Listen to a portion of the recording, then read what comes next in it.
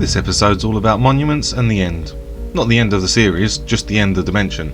We nearly called it Cow and Chicken. Why? Because for the monument section of this episode, we had a cow and a chicken with us, and it reminded us of this. Mama had a chicken. Mama had a cow. Dad was proud. He didn't care how.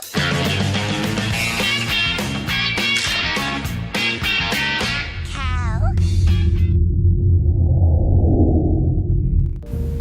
So we prepped for the ocean monument by making sure that we had potions of water breathing, potions of night vision, that we actually found a monument, that we had enough blocks to build a base on top of it, stick some beds down so that we had somewhere to respawn, we had TNT, we had redstone to ignite the TNT, and we had slime blocks, because you can break slime blocks even when you've got mining fatigue on, which was going to happen repeatedly.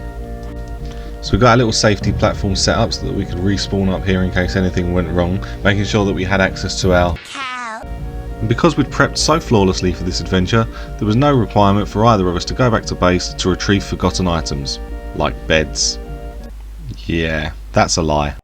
So now we had our forward operating base in place, with beds to respawn at that we totally didn't forget, and we had potions for days. As everyone knows, the next thing that you have to do is admire this Elder Guardian as it twerks, closely followed by blasting into the chamber using TNT, surrounding it by slime blocks, and using redstone to ignite it.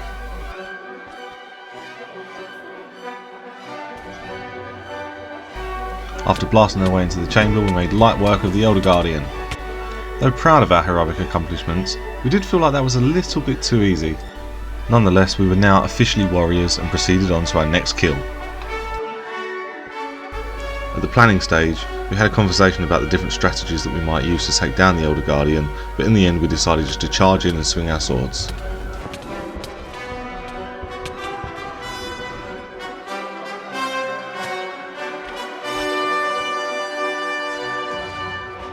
With 2 vanquished Elder Guardians under our belt, we went for the third and took him down with just as much ease as the last 2.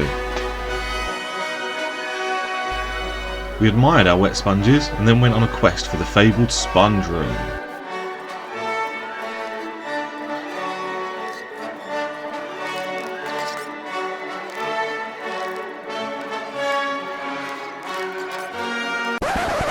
After some time searching fruitlessly, we consulted the Minecraft guru and learned that not all monuments generate sponge rooms. So we pillaged the ocean monument for all of its sea lanterns and then went off on a quest to find a second. And so, accompanied by our trusty squires and we went in search of our next conquest. We found another ocean monument fairly quickly and got to work blowing a hole in the side of it. The first Elder Guardian, however, was rather elusive.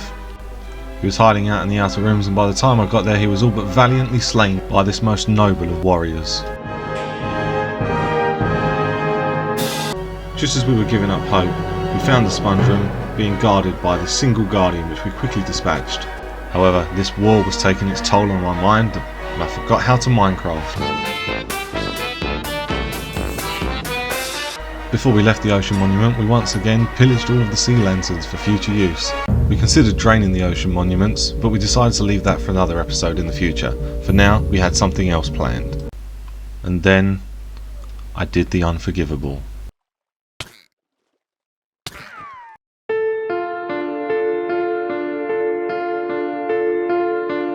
And so, as accomplished warriors and murderers of innocent creatures, we prepared for the end.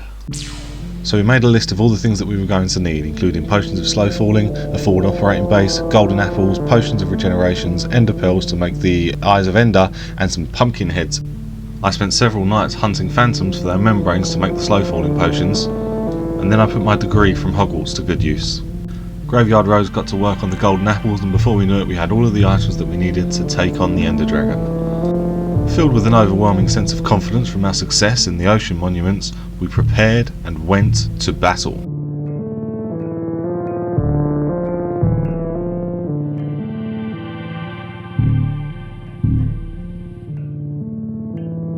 Placing the last Eye of Ender, we activated the end portal and we were ready.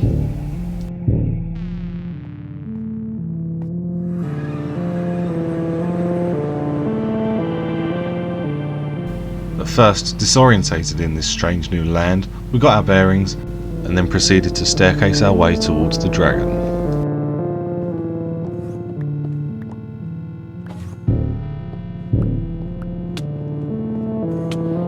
locals apparently had heard about my encounter with the dolphin and weren't happy about it. I looked for a balaclava to hide my identity, but I could only find this pumpkin. I dispensed of this dolphin avenger and then decided that I couldn't see well enough through the pumpkin and decided I was going to take the risk.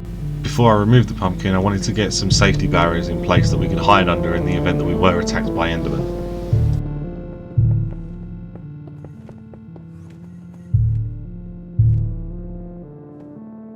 Now that I was no longer blind, I got to work putting some more safety bars in while GraveyardRose distracted the Enderman.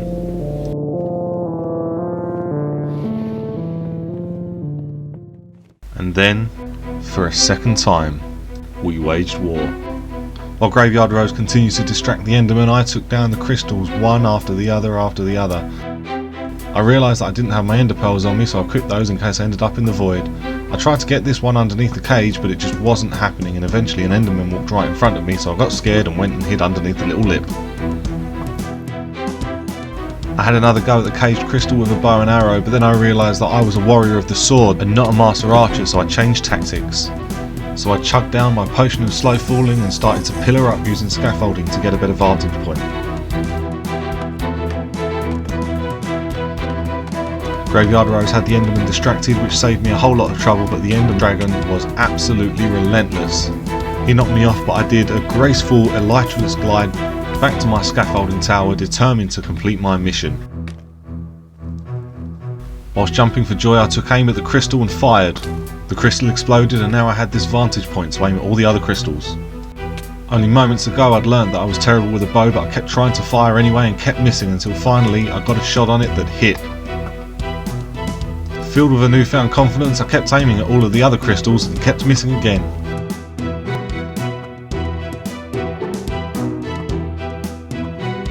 At this point I vowed to myself that, should we make it out of here alive, I'd build a target range and have some practice later on in the overworld.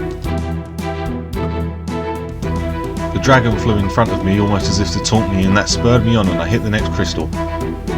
Angered by that small victory, the dragon took a shot at me and knocked me off course as I was taking that shot, which definitely would have hit. But it was okay, I made the shot anyway.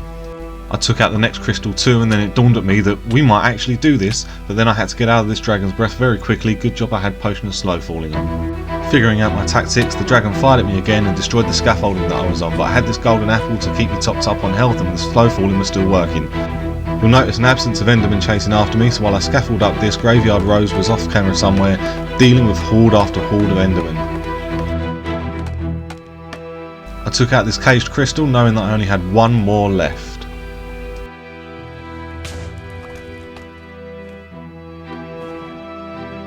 There's GraveyardRose keeping the Enderman distracted, so I can go after that last crystal. GraveyardRose made the tactical decision to switch shelters just as the Ender Dragon was going for the last crystal to recharge. I got out my scaffolding and pillared up to the top as quickly as I could.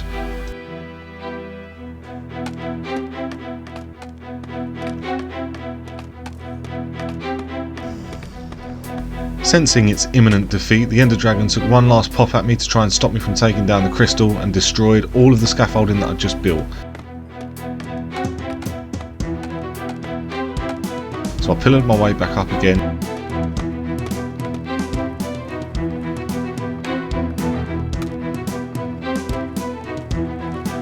Finally destroyed the end crystal. The dragon roared with rage to try and intimidate us, but it was unaware that we were two conquerors of monuments and one slayer of dolphins. We got underneath it and we swiped as hard as we could.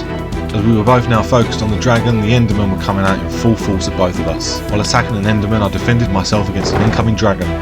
To avoid carelessness, we made the decision to regroup under the safety of the little lip that we built earlier.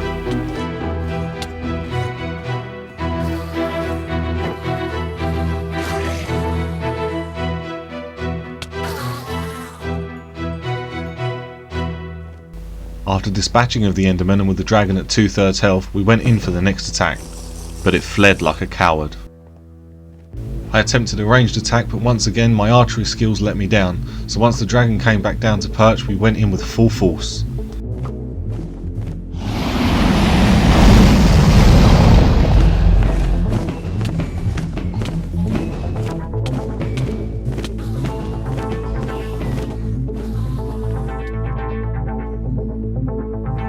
While my fellow warrior took care of some Endermen, I recharged myself with a golden apple, ready to go in for the next attack.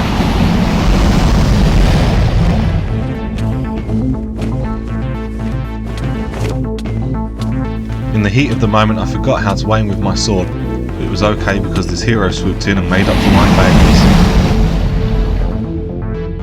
failures. During its final futile roar I went in and swung my sword at the dragon for the last time.